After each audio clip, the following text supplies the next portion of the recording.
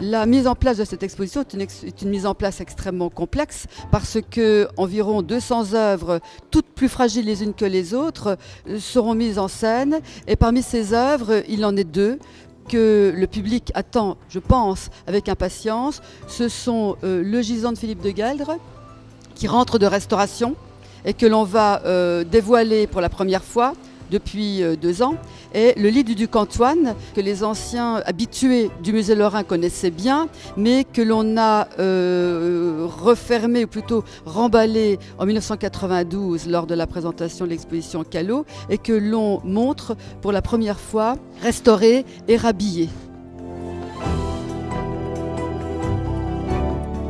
Une exposition qui présente 2 grandes figures des ingénieurs de la Renaissance, Léonard de Vinci, très connu mais plutôt pour sa partie artistique, et là que l'on va découvrir homme de guerre, créateur de machines et de mécanismes, et Jean Hérard de Bar-le-Duc, à un siècle de distance de Léonard de Vinci, plutôt Renaissance tardive, né à Bar-le-Duc et qui fut l'ingénieur des fortifications d'Henri IV.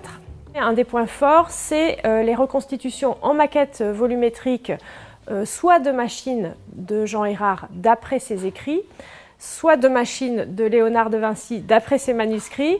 Un autre aspect, c'est les reconstitutions virtuelles que l'on présente dans toute l'exposition. Donc on a 6 écrans qui permettent de présenter des reconstitutions virtuelles des machines de Léonard en fonctionnement. L'exposition du Musée des Beaux-Arts de Nancy porte sur l'automne de la Renaissance, d'Archimboldo à Caravage. Et vous aurez l'occasion de découvrir plus de 150 chefs-d'œuvre qui sont venus des 4 coins de l'Europe, même un des États-Unis. Nous traitons d'un sujet qui a été peu traité pour l'instant, qui parle d'une période de transition en fait entre la Renaissance et le XVIIe siècle, avec une grande partie sur le cabinet de curiosité et l'influence qu'il a pu avoir sur le regard que ces artistes portaient sur la nature. Nous parlerons aussi de portraits, nous parlerons également de peinture religieuse, d'histoire, de la vie quotidienne dans les cours notamment, à travers donc 150 tableaux, œuvres d'art graphique, objets d'art, sculptures.